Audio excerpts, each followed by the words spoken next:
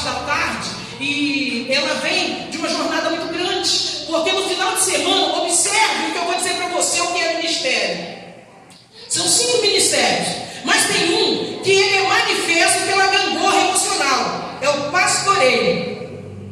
No final de semana, ela estava fazendo o aniversário de 15 anos dos gêmeos. Então, 2 gêmeos na igreja dela estavam comemorando os 15 anos.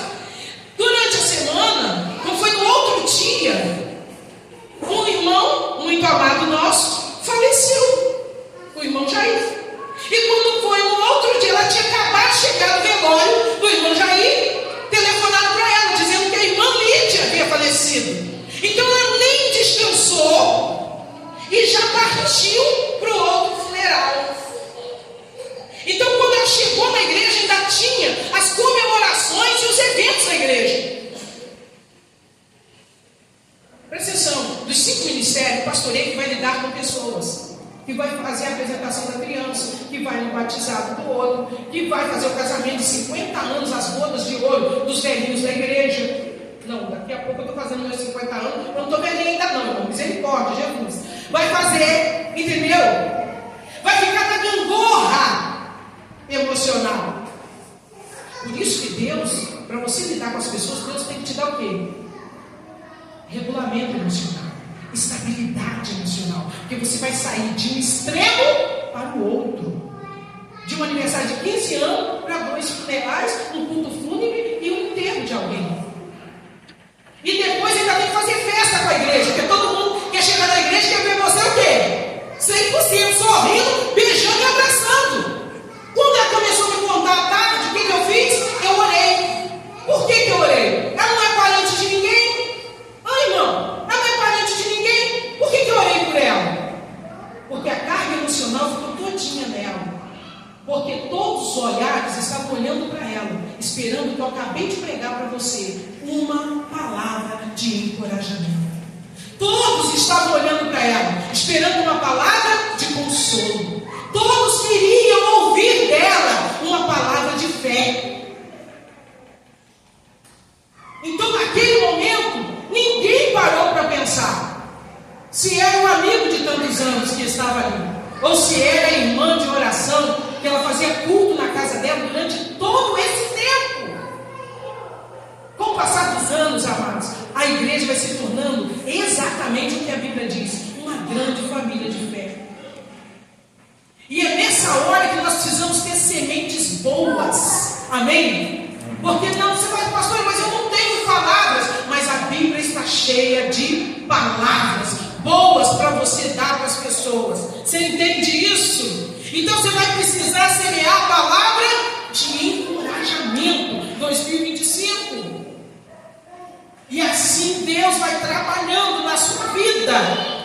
O texto que foi proposto, Lucas, no capítulo 6, versículo 37, ele mostra uma coisa interessante. Eu li o 31, ele diz: como quereis que os homens vos façam, fazei também. Mas o 37, ele é maravilhoso. Coloca o 37 aí na tela. Abre aí na tela.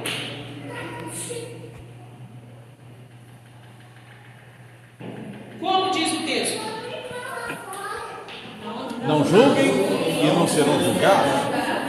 Não condenem e não serão condenados. Perdoem e serão perdoados.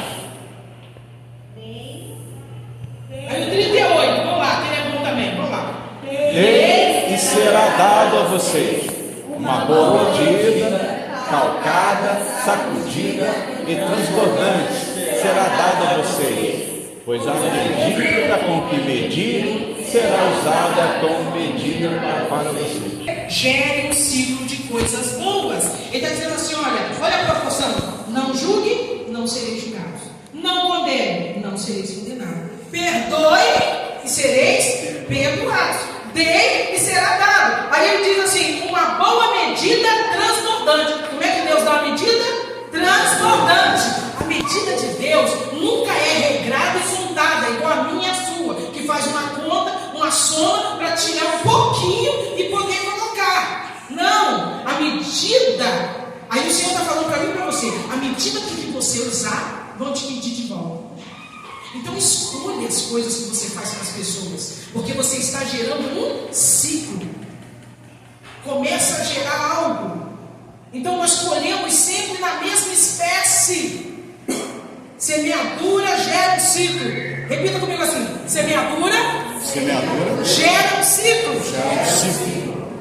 Eu estou ministrando na sua vida porque ele diz que a medida de Deus nunca vai ser igual à medida que você usar.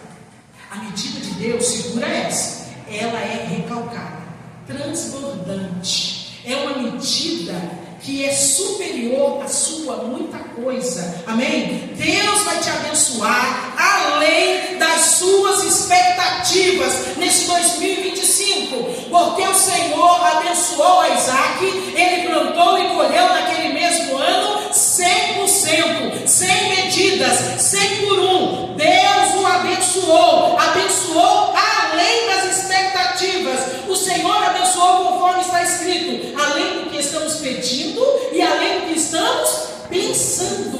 Deus está nos abençoando. O Senhor disse que nós somos como árvore plantada junto a ribeiros de água. A folha não cai, isso quer dizer, a aparência não muda, e os frutos dão na estação própria. Nunca falta fruto. Entenda isso. Nós colhemos os frutos da nossa atitude. Irmão, nós estamos inteirando 7 dias ouvindo isso aqui, ouvindo essa palavra. Muitas vezes nós temos que entender que Deus está nos falando e Deus está repetindo.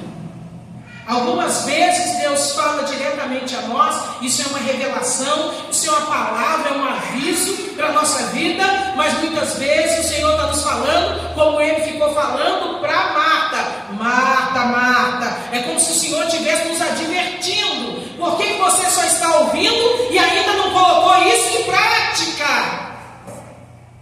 Era hora de você já estar vivendo essa promessa na sua vida.